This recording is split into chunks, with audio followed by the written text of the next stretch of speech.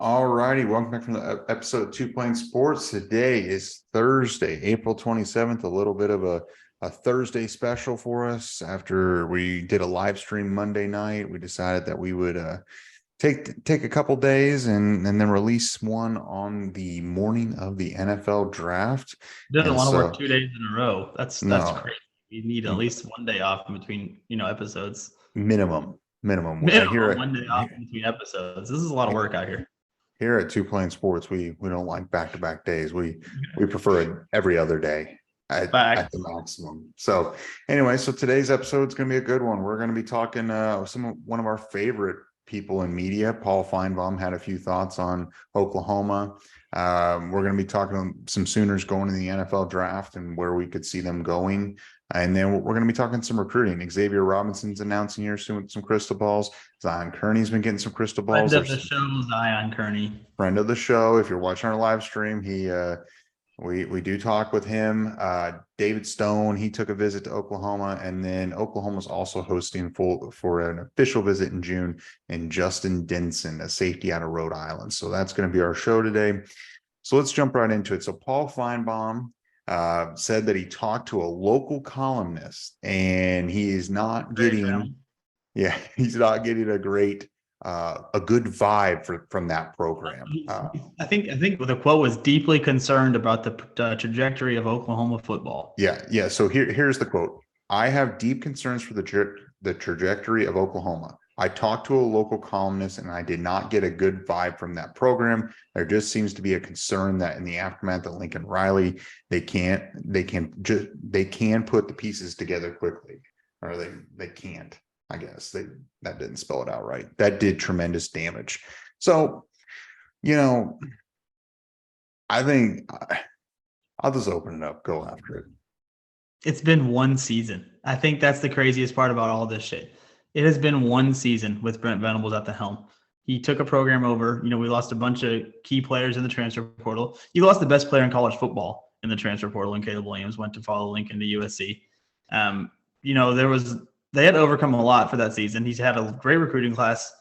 He had one bad year at 6-6. But the thing about that 6-6 season, 6-7 kind of the bowl game, is obviously I wasn't there to watch it. But you come back and you look at the box scores and stuff. Oklahoma lost a lot of contests by one score or less. If the ball flips a different direction in some of those games, instead of being 6-6, Oklahoma's 8-4, 9-3. I guarantee you, if we're 8-4, 9-3 in year one, he's saying it's all peachy rainbows and sunshine about Oklahoma's future. But Paul Finebaum he's hated OU forever since the dawn of existence. It feels like he's just a huge SEC sucker offer. He's hated OU forever, so now he's going to act like OU can't compete in the SEC. It's ridiculous for him to have these deep concerns for the trajectory of OU football after one season. Looking at, I don't know how you can look at that recruiting class that he put together, Coach Venables, and be concerned about the future. Doesn't make a whole lot of sense. I think that the future is going to be just fine. I think Oklahoma could have a 9-3 or 10-2 season this season, and Paul Finebaum would still be like, yeah, well, the concerns are still there because they didn't win out, and they lost one game to TCU and they shouldn't have. Whatever the case may be, I think no matter what, he's going to nitpick at OU. I think you're muted. Sorry. I think he does it mainly just because he knows it drives ratings. Because obviously we're sitting here talking about this at this point. But I think it's ridiculous. Another quote, he went on to say that, talking about not only did Lincoln Riley leave and take Caleb Williams with them, but it was also took a line of a lot of other players out of there. No one is convinced that Brent Venables' hire is going to work. There's equally no one as convinced that it's not going to work. I know that sounds contradictory, but fans are tired of being right in the middle. He's just stirring the pot, and he doesn't know. And he just knows that anything he says that's like this bold is going to get people talking like us and people tweeting at him. Paul Finebaum on this show. Yeah, and you sure suck. And the thing is what he's going to love is whenever Oklahoma is rolling and they come in the SEC, it's going to be great for his program. And then he's going to hate it. You think he would enjoy that? If Oklahoma came in and started winning the SEC, Every OU fan is going to come at him and be like, "You thought we suck. You said for years we suck. You were concerned about our future. So if OU's winning, he's going to hear about it. And you think he's going to? I mean, but it's Oh, going I to be was wrong. But I think he's going to say, I think he's going to be happy because it'd be the SEC. Yeah, you can play that. I'll be like, yeah, because they're an SEC team now, so they got good. Yeah. They were able to get good recruits. SEC. They were able to. Brent Venables is, yeah, whatever. That guy sucks. He should thank the SEC conference, right? But He'll say some shit like that. Paul Finebaum is the worst. But yeah, it's just, isn't it? Is it not crazy that after one season, literally one season, and granted it was a down year, but you lose a lot of close games. You're still bowl eligible after. I mean, again, you lost the best player in college football, and you lost a lot of others to with that, and you had to do a lot of shit on the fly. It's yeah. I think it's ridiculous.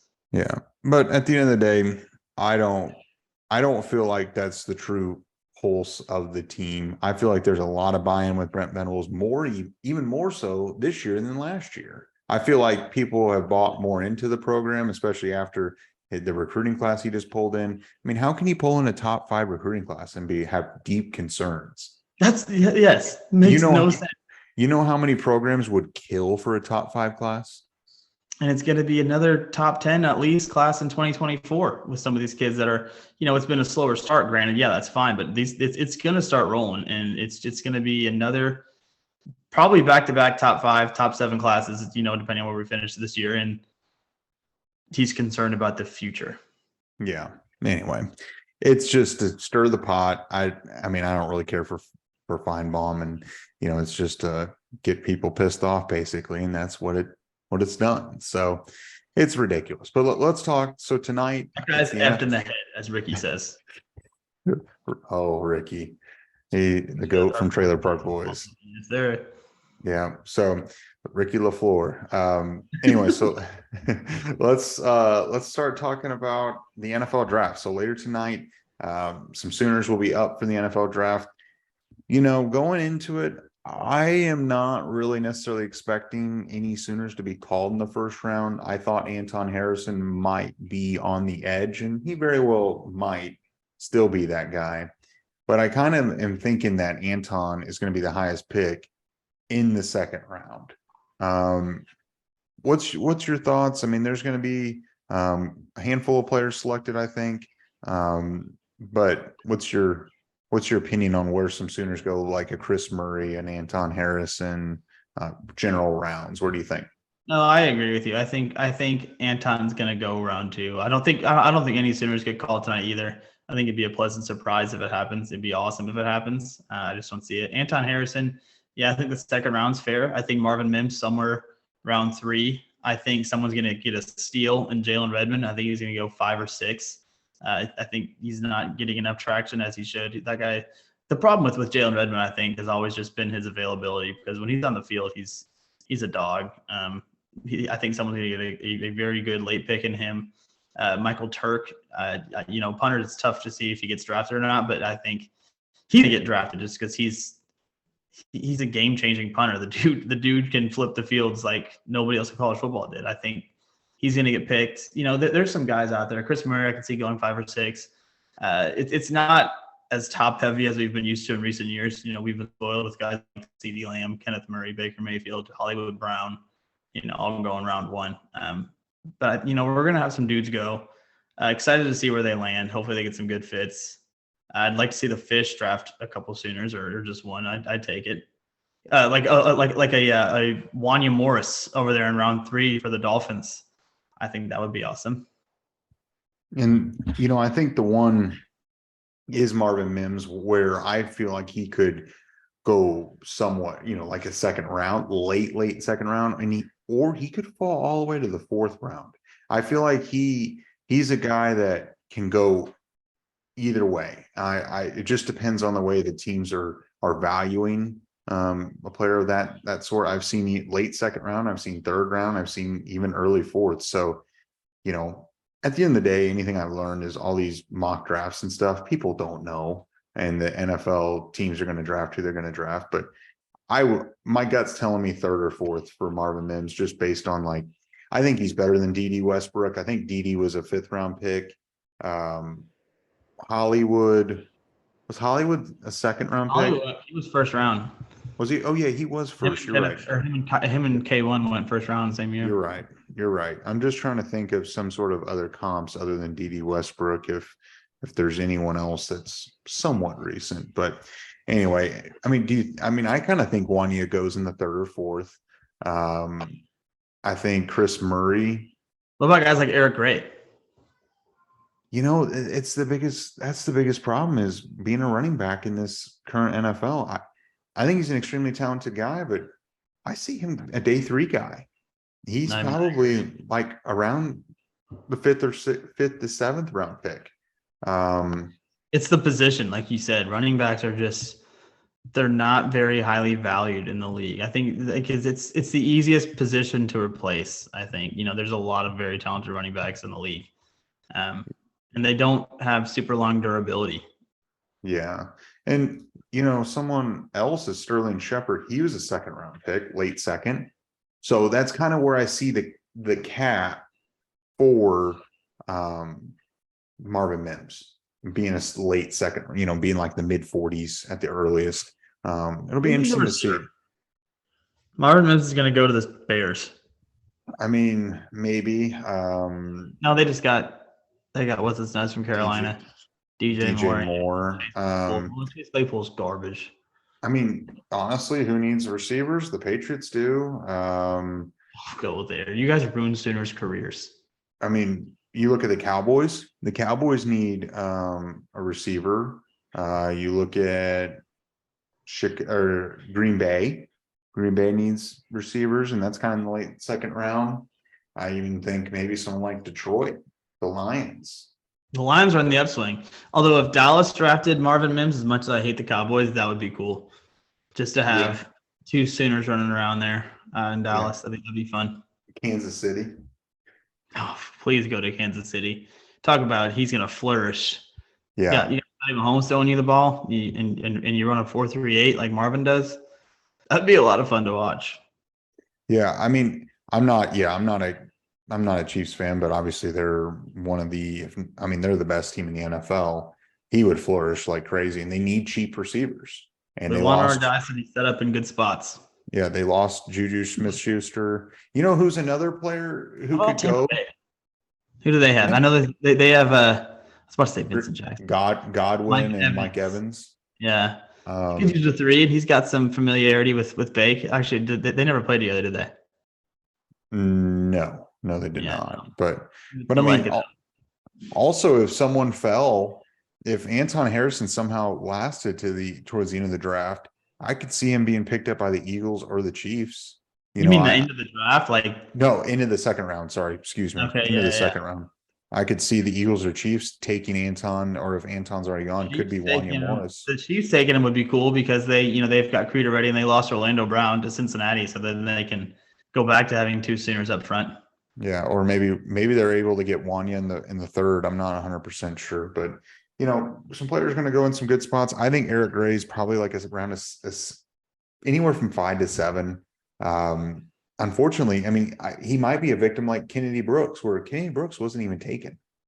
I mean, I could see a world where that happens just because the running back is so not valued in the NFL anymore. And, as maybe a CJ Colton, does he get, a day 3 pick? Is he a 5th round pick?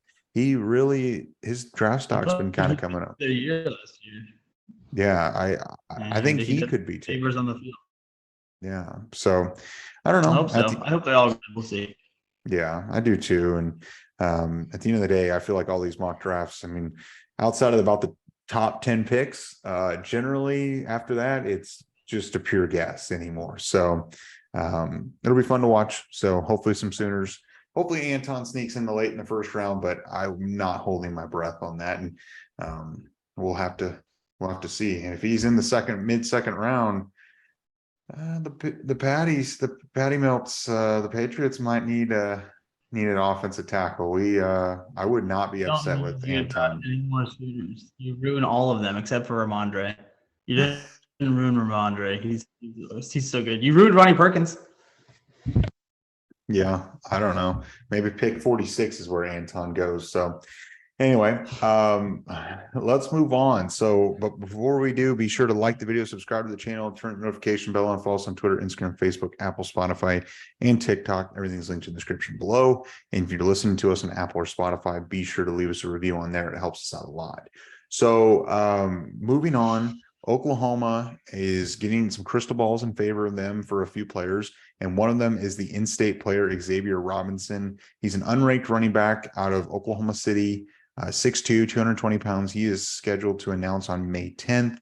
But I mean, on 247, he's got 2 predictions. But I feel like every time I get on Twitter, there's a new crystal ball, whether it's from rivals or on 3. It seems like Oklahoma is the landing spot for Robinson. I feel like Robinson, and then they're going to take 2 other running backs. I think it's, at one point I thought it would be Caden Durham. It still could be Caden Durham. But he's been fonged to LSU, so it's a little concerning, but there seems to be a little conflicting information whether, Caden Durham's truly going to go to LSU or not. But a lot of times Steve Wiltfong is right, or, generally knows what's going on. Having Xavier Robinson, a local kid, keeping a guy at home. What do you think? Yeah, the best part is the local kid part. I mean, he played 5A football at Carl Albert, so it's not like a slouch school. The team won state, I think. He brings really good size to the running back room. He's like 6'2", 220, 6'2", 225.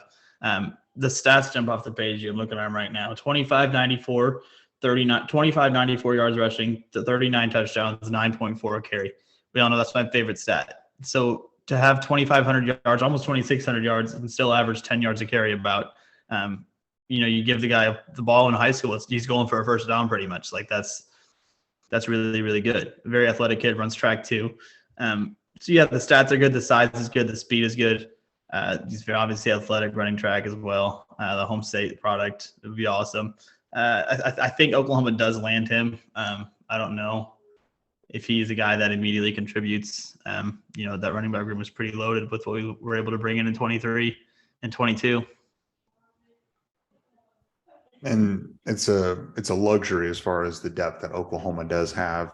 And, staying on the offensive side, another kid in the 24 class, Zion Kearney, he's a 4-star wide receiver. Friend of the show, Zion Kearney. He is a friend of the show, Zion Kearney. We're working to get him on the show out of Missouri City, Texas. 6'3", 200-pound receiver. He's the number 12 receiver in the class and the number 64 overall player, according to 247. He's been receiving crystal balls. Oh, it feels like just about the same as Xavier Robinson. You get on every website, it seems like it just crystal ball in favor of Oklahoma here. We were on our live stream Monday, and even Steve Wilfong's crystal ball Kearney to Oklahoma. And, as we were talking about, someone asked that was watching, who commits first, Bryant Wesco or Zion Kearney. And, I chose Brandon, you chose Wesco, and I chose Kearney, and then you wanted to bet. And I said, I don't know about that. And then we had a viewer, Eric challenge me. Shout out Eric. Monday night was awesome. Yeah, definitely. And it seemed like Zion was watching us, and Zion was seemed interested. We'll just put it that way. Pretty cool to see him. Yeah, comment us right away in real time. That was fun. Yeah. So I feel really good about where Oklahoma's at. It seems like the timeline is sooner rather than later. Pun intended there. I feel like that this could be over in the next week, or so, give or take. Obviously, things are fluid and can change, but I think this is Emmett Jones' second big win, with Brennan Thompson coming in now. I think Zion is a big win for him. I feel really good. He's an extremely talented player. We've talked about him a lot. Hopefully we get him on the show here relatively soon. He visited Oklahoma this past weekend. Last season had 39 catches for 765 yards and 8 touchdowns. Like 19 yards a catch or something? Something like that. Yeah, it's almost 20 yards a catch. Yeah, very efficient, very explosive. Yeah. So what do you think? We've talked about him, but I feel like he's probably, if someone was going to ask me who's going to commit like the next commit in the 24 class, I think it's him. Great size, 6'3", 200. Great production in high school. Yeah, it's hard not to feel good. As you mentioned, it seems like every time you get on Twitter now, you're seeing a crystal ball or an on-3 prediction or a rival's future forecast. Something is coming in for Zion Kearney to Oklahoma.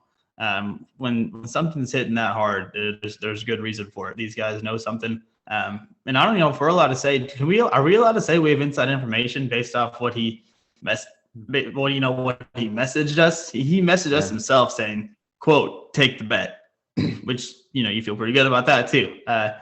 It'd be awesome to get him. You forget to say when in your intro of him that, 30 seconds before he messaged us, you were saying that Wesco's a better player than him. And he's still, I did not say that. Still watching. You did. Cool. No, that couldn't be me. Yeah. Yeah. So, you're saying that top 65 player in the class, composite, really good receiver. You mentioned number 12. If Oklahoma was able to bring in him and Bryant Wesco, even though I think Zion's a little bit better than Bryant Wesco, you disagreed. I think if Oklahoma was able to land both of those receivers, Emmett Jones can call it a day. Call it a recruiting season. You backpedaled so fast on that take. I didn't say it. That was you. Okay. All right. Well, sounds good. They're both great players. I think that's what I said.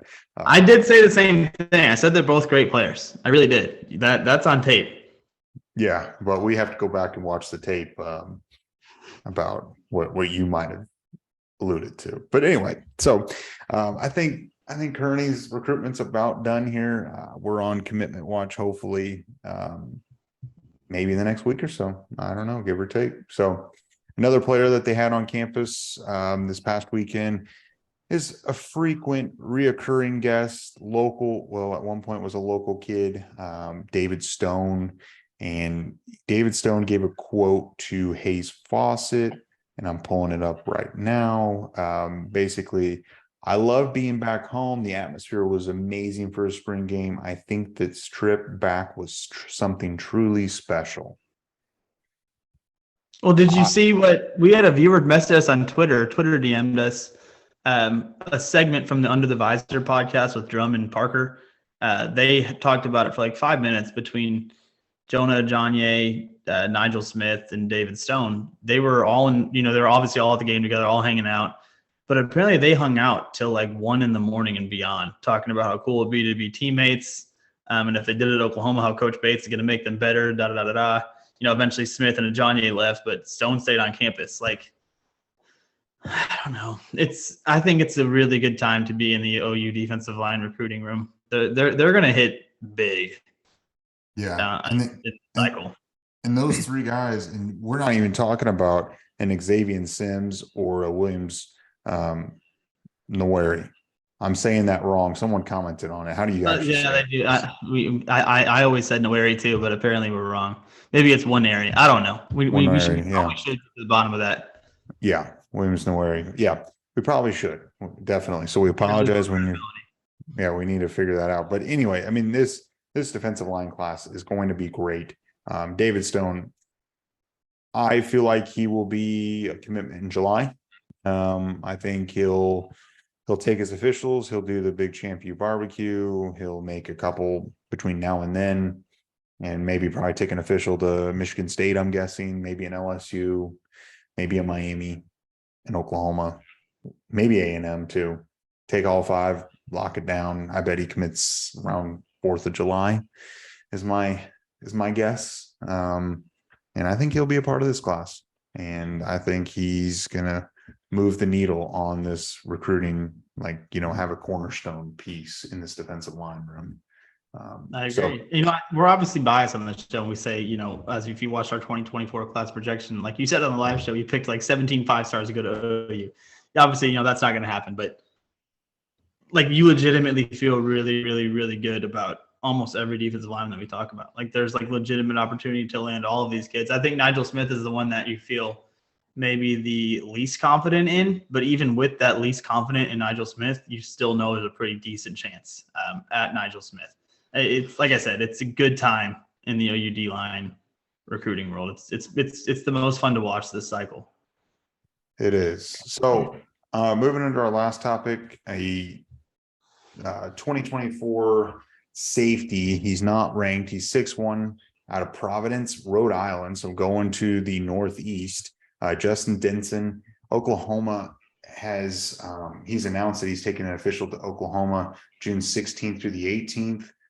So obviously someone that's not ranked, but I feel like his rating is kind of similar to like an Isaiah Autry, where his offers outweigh and are better than what his rating is. I just don't believe, and we talked about before we started, how do none of the recruiting sites have him rated? Maybe they just haven't seen him yet. But like when a Florida, Oklahoma, Florida State, Kentucky, Notre Dame, Miami, Notre Dame Virginia. have all offered you full ride scholarships, you've got to be one of the better players. I mean, at least rated players to have all these offers. There are some kids with less offers that are rated. I think it's a matter of probably not updating the ratings yet, but so I don't want people to be like, oh, another 0 star, all this other stuff.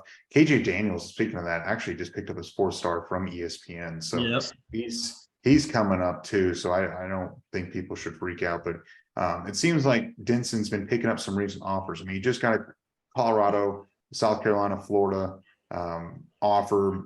You know, he's Tennessee. Yeah, so he's got great offers. Talking about the safety room, they picked up Jaden Hardy. We've already talked about him on the, on the Monday live stream. So they've got one of the safety spots locked down.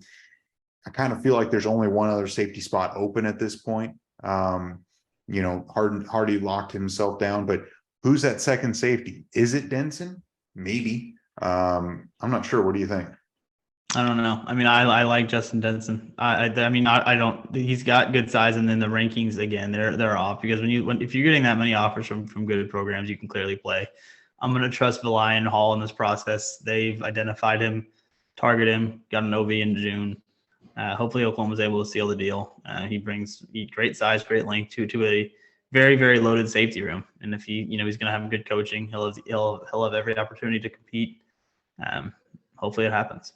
And I think that originally their vision was a Jaden Hardy and Aaron Flowers duo.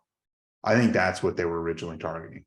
Obviously, Flowers had other ideas and other plans and went elsewhere to Oregon. Yeah. And so I think this is who they're identifying as potentially that second safety. Now, the other option is, and they're going to take him no matter what, is Michael Patterson McDonald, and they're going to take him no matter what. So why would they do that? You said there's only 2 spots. I don't know. They'll figure something out.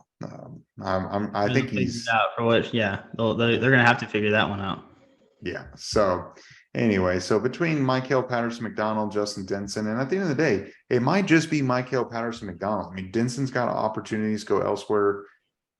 I believe this will be his first visit to Oklahoma, and someone might be able to correct me. And maybe he's been there before, but I think if you follow the whole warm, cool thing on 24/7, Michigan State, I guess, would be the leader. Actually, I take that back. Another safety that Oklahoma's targeting is Michael Boganowski from Junction City, Kansas. Mike Wazowski, basically. I totally forgot about him. He's the other guy that's truly competing for this spot. So Denson and Boganowski they seem to be competing. Maybe Michael Patterson McDonald. I feel like they found a spot no matter what with McDonald. They'll find a spot for him no matter what. But I do feel like that Denson and Boganowski are competing for this last spot. And so what's the process? Whether it's Denson or Mike Wazowski, we'll be fine. Have faith in the process. Have faith in the coaches in Hall and Villi. We'll be good. Definitely. So, but I think that's all I've got. About a half-hour show. So, do you have any final thoughts? If not, do you just want to roll into the video challenge? Yeah, we'll stick with the draft night theme. Obviously, it's draft night. Brum and I are probably packing back some cold ones right now, watching the first round pick, and also watching the Hawks and the Leprechauns tonight. Go Hawks, go Trae Young. Let's beat those dirty Leprechauns. But anyway, so let's go back to the draft. So who was your favorite Sooner in the draft, and where do you want to see him go? I think for me, Marvin Mims would be my favorite Sooner in the draft, but as a Dolphins fan, I don't think we have a need for a receiver. I would like to see Miami pick up a Wanya Morris in the 4th round or so if he's there. That would be ideal. I think Wanya Morris could provide some good depth up there in Fishland or down there in Fishland. I'd love to see Anton Harrison go in the 2nd round of the Patriots. No one wants to see that. Oh yeah, and my Leprechauns are going to beat the Hawks. Sorry Go for all Hawks. the Trae Young fans. Go Hawks, go Trae Young. This guy hates but- OU. Yeah, right. So anyway, be sure to like the video, subscribe to the channel, turn the notification bell on, follow us on Twitter, Instagram, Facebook, Apple, Spotify, and TikTok. Everything is linked in the description below. And we will catch you guys next time.